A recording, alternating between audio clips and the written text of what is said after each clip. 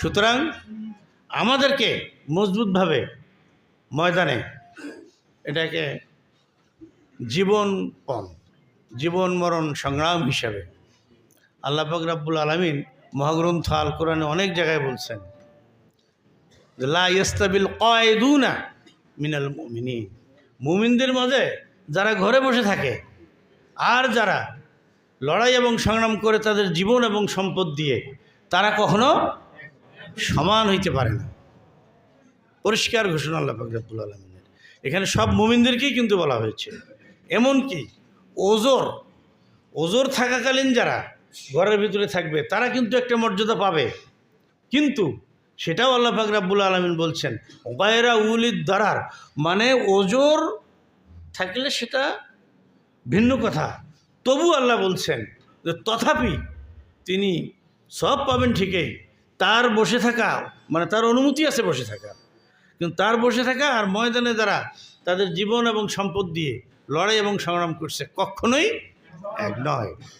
আযম দারাজা ইনদাল্লাহ, আল্লাহর কাছে অনেক উঁচু মাপের মর্যাদা তাদের আছে।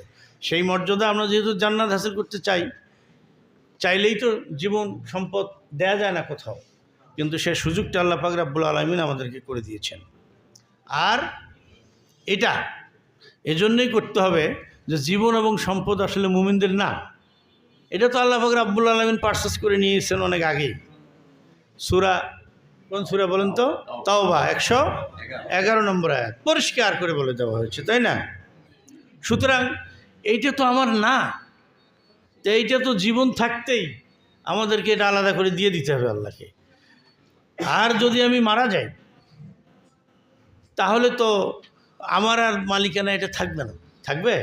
মালিকানা থাকতেই এটাকে আল্লাহর রাস্তায় দিয়ে দিতে হবে। আর ওয়াদা যেটা করেছি এই ওয়াদা তো আমাদেরকে পালন করতেই হবে, কারণ ওয়াদা পালন করা এটা আল্লাহর একটা সিফাত, আল্লাহর একটা গুণাবলী, তাই না?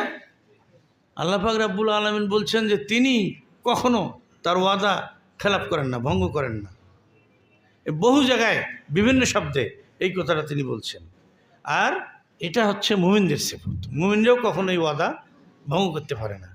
তাহলে আমরা যারা ওয়াদা করে ফেলছি, আর এখন যে সামনে বিরাট একটা চ্যালেঞ্জ এবং আমাদের সামনে একটা অপরচুনিটি, চ্যালেঞ্জ যেমন বড়, আমাদের অপরচুনিটিটাও কি অনেক চমৎকার, অনেক বড়। এটা যদি আমরা আমাদের সবটুকু দিয়ে আমরা যদি এটা